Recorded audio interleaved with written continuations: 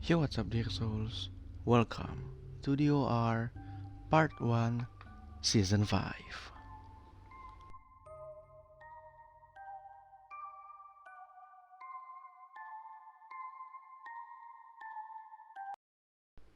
Oke, udah ada setengah bulan kali ya gua nggak mengupload video di channel ini. And yeah, of course itu karena kuliah gua dan ada beberapa kesibukan lain ya. Ya, ada sedikit masalah hidup gitulah ya. Dan gue udah memasuki semester 5, jadi mungkin frekuensi upload gue agak sedikit menurun. Dan tapi tenang aja, konten-konten yang lain juga tetap ada, kayak Jessica Metode atau mungkin reaction atau mungkin apapun itu akan tetap ada, tenang aja. Pada part 1 season 5 ini, kita akan langsung membahas sesuatu kasus yang kalau kalian ingat Isdal Woman ya, itu mirip banget sama kasus yang ini. Sesuai judul video atau mungkin thumbnail, kita akan membahas tentang Tamam Shoot atau The Samaritan Man. So, skip perbacotan and let's begin. Tamam Shoot atau The Samaritan Man adalah sebuah kasus tak terpecahkan atau unsolved case dari seorang pria yang tidak teridentifikasi sama sekali identitasnya yang ditemukan dalam keadaan meninggal pada pukul setengah 7 pagi tanggal 1 Desember tahun 1948 di pantai Somerton di Glenelg, I don't know how to pronounce Glenelg, sebelah selatan Adelaide, Australia Selatan. Dari tahun 1948 sampai tahun 2021. Wow, sudah 70 tahun ya. Kasus ini tuh belum juga terpecahkan sama sekali. Nama kasus ini atau Tamam Shoot diambil dari frasa Persia Tamam Shoot yang berarti tamat atau selesai atau the end. Kata ini didapat dari secari kertas yang ditemukan di dalam kantong rahasia pria misterius ini yang kayak terjahit rapi gitu loh. Jadi kantongnya tuh kayak terjahit rapi banget gitu loh. Sejak tahap awal pemeriksaan kasus ini, polisi tuh sudah mengira kayak ini bakal jadi unsolved case terbesar di Australia gitu loh. Kayak ini bakal nggak selesai nih kasusnya nih gitu. Dan ada banyak banget hipotesa-hipotesa liar yang bermunculan dari kasus ini. Apalagi kasus ini tuh terjadi saat Cold War gitu loh.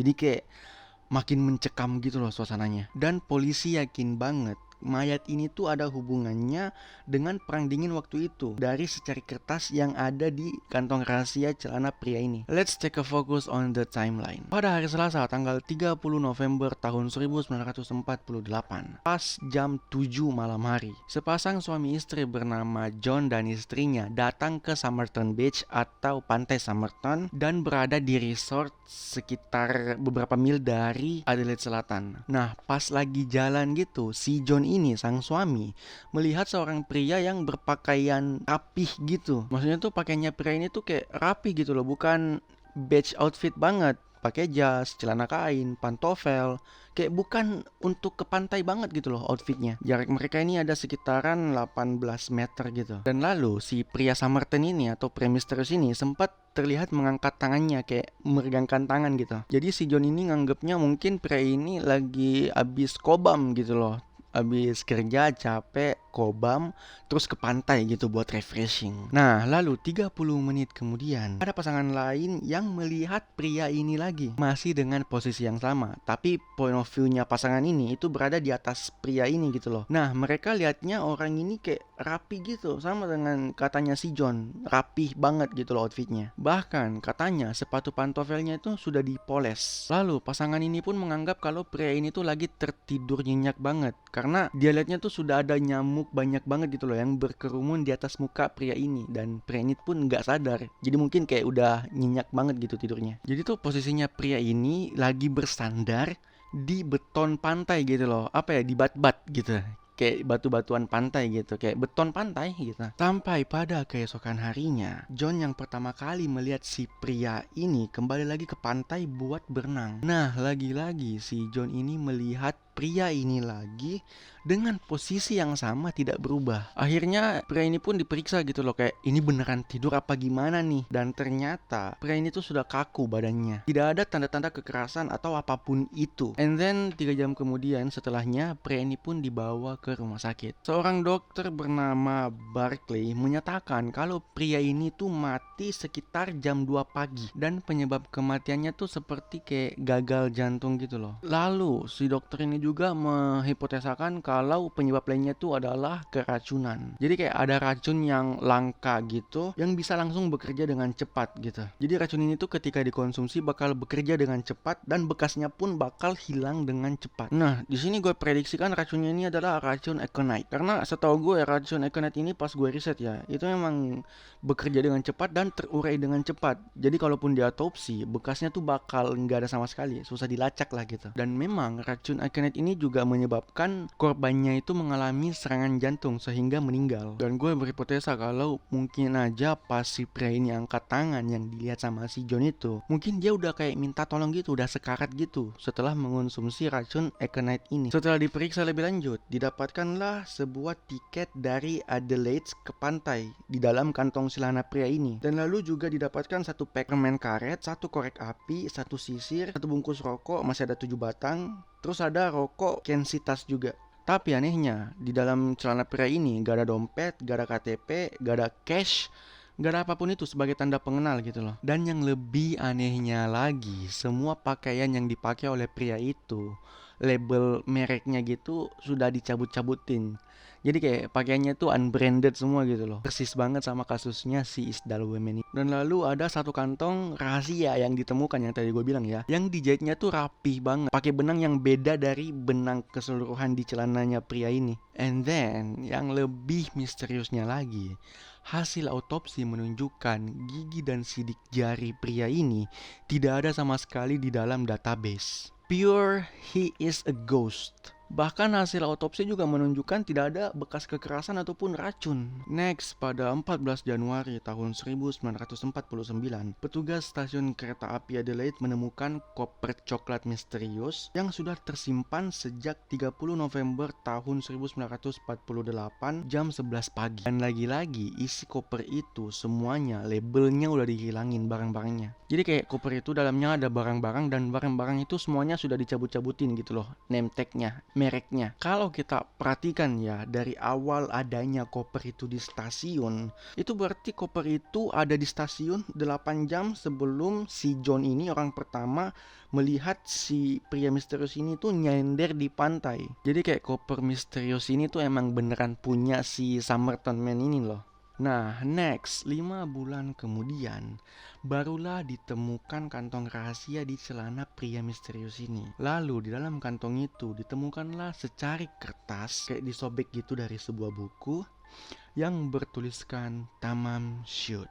Dan ternyata setelah ditelusuri lebih lanjut, sobekan kertas ini tuh disobek dari halaman terakhir pada buku yang berjudul Rubaiyat, karya penulis atau penyair terkenal pada abad ke-12 bernama Omar Khayyam. Lalu akhirnya pada 23 Juli tahun 1949, polisi pun menemukan buku Rubaiyat ini yang halamannya telah disobek. Polisi menemukan buku ini dari seorang pria yang menemukan buku ini di bagasi mobilnya, dan mobil pria ini sempat terparkir di dekat pantai di mana pria misterius ini ditemukan 2 minggu sebelumnya. Dan pada sampul belakang bagian buku itu, detektif mendapatkan kayak tulisan samar-samar semacam kode rahasia gitulah. Dan juga polisi menemukan nomor telepon di dalam buku ini. Nah, ternyata setelah dihubungi, nomor telepon ini tuh milik seseorang wanita bernama Jessica Ellen Thompson. Nah, si Jessica ini adalah mantan perawat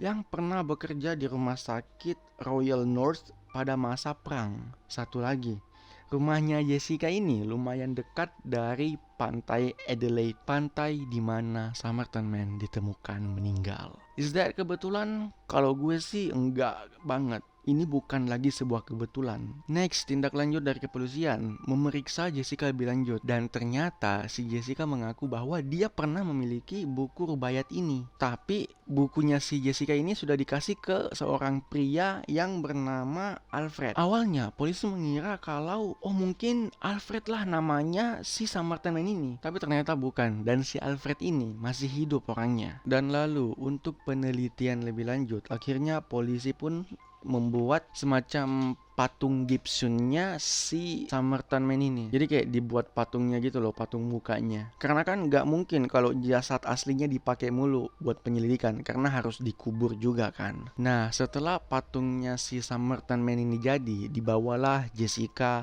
untuk melihat patung itu. Dan pas si Jessica ngeliat patung itu, kata semua orang di dalam ruangan itu, mereka semua mengaku melihat si Jessica ini kayak mau pingsan gitulah pas ngeliat patungnya si Samaritan Man ini. Kayak apa ya, kayak ada trauma or something yang tiba-tiba terbayang gitu loh ketika melihat replika wajah si pria Samaritan ini. But still, si Jessica masih tetap kekeh bilang saya nggak tahu ini siapa. Tapi pada tahun 2013, Kate, anaknya si Jessica ini, membuat rumor yang katanya ibunya ini adalah mata-mata Rusia, dan sebenarnya ibunya ini tuh kenal sama si Samaritan Man ini. Lalu si Kate ini juga mengaku kalau ibunya sempet cerita kalau dia tuh sebenarnya kenal sama si Samaritan Man ini, tapi Kate dibilangin buat gak boleh bilang siapa-siapa gitu, ini rahasia. Dan juga si Kate ini mengaku kalau dulunya tuh dia sering nguping ibunya lagi nelponan sama seseorang dan pakai bahasa Rusia, yang dimana setahu Kate ibunya tuh nggak pernah sama sekali belajar bahasa Rusia dan tidak tahu bahasa Rusia. For your information, kuburannya si Samaritan Man ini ada di Adelaide's West West Cemetery, dan karena namanya tidak diketahui, jadi di batu nisannya tuh cuma ditulis di sini terkubur pria misterius yang ditemukan meninggal di pantai Samaritan.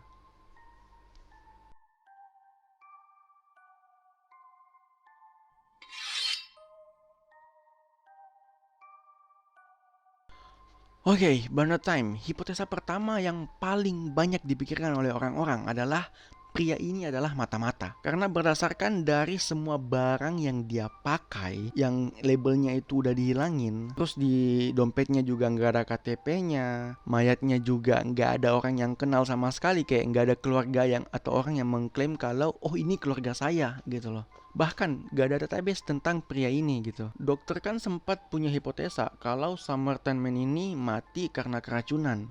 Dan masih ada kaitannya dengan si Jessica ini yang katanya dulu adalah suster sekaligus mata-mata Rusia. Bisa aja Samaritan Man ini adalah musuhnya si Jessica or something. Dan karena si Jessica ini perawat, jadinya dia bisa mendapatkan racun Ekenet itu dan langsung si Samaritan Man ini. Jadi mungkin mereka ini musuhan gitu atau something, dan terjebak di mana posisi si Jessica ini harus membunuh Samaritan Man ini, yaitu dengan cara diracuni gitu. Oke, next, hipotesa kedua. Hipotesa kedua ini dikemukakan oleh profesor dari Universitas Teknik Adelaide bernama Derek. Nah, si Derek ini mengemukakan kalau Samaritan Man ini tuh dibunuh karena percintaan. Soalnya 1 tahun sebelum mayatnya Samaritan Man ini ditemukan, Jessica ini melahirkan anak bernama Robin Thompson. Tapi si Jessica ini tuh hamil di luar nikah, makanya anaknya ngikut namanya ibunya, Robin Thompson. Nah, inilah yang membuat Derek berpikir kalau bisa saja si Samaritan Man dan Jessica ini adalah mata-mata yang saling jatuh cinta, mungkin saling suka, atau maybe FWB-an. But I don't know, setahu gue tuh mata-mata dilarang jatuh cinta sama orang yang satu profesi sama dia. Lalu kebetulan si Robin, anaknya Jessica ini, tumbuh menjadi penari balet profesional. Dan lumayan gampang lah buat di stalking gitu. Lalu satu lagi hal yang menurut gue bukan kebetulan banget adalah si Samaritan Man dan si Robin, anaknya Jessica ini, sama-sama tidak memiliki gigi taring. Dan di bagian telinga mereka pun terlihat sangat mirip gitu loh. Tidak memiliki gigi taring pada manusia adalah sebuah kasus yang rare banget. Dan disinilah hal yang paling plot twist dari kasus ini, yang dimana ketika si Derek menstalking kasus ini, menstalking silsilah keluarganya si Jessica Thompson ini, You know what? Derek ketemu dengan cucunya si Jessica ini. Dan lalu dia menikahi cucunya si Jessica ini. Shit. Plot twist banget si Derek ini. Kayak apa ya, kayak emang beneran gitu loh, jodoh gak ada yang tahu gitu. Atau bahkan mungkin si Derek menikahi cucunya si Jessica ini untuk mengorek informasi lebih lanjut, untuk menyelidiki lebih lanjut tentang kasus si Samaritan Man ini. Kayak gue nikahin lo buat ngorek info lebih dalam nih tentang keluarga lo. Atau mungkin bisa saja niat awalnya tuh seperti itu, tapi lama-lama jadi baper. Jadi kayak lama-lama jadi hanyut, baper, hayu gitu lah. Kalau dilihat-lihat ya, kasusnya si Samaritan Man ini tuh mirip banget sama kasusnya si Isdal Woman. Sama-sama tidak diketahui siapa dia, barang-barangnya sama-sama dicabut, label-label mereknya, dan sampai sekarang sama-sama tidak terpecahkan sama sekali gitu. Well, comment down below kalau kalian punya hipotesa yang lebih logik lagi tentang kasusnya si Samaritan Man ini. Inilah akhir dari DOR Part 1 Season 5. Find me on social media, link in description. And don't forget to like, comment, share, subscribe, and stay tuned. And whatever happens to you after watching this video, let it flow.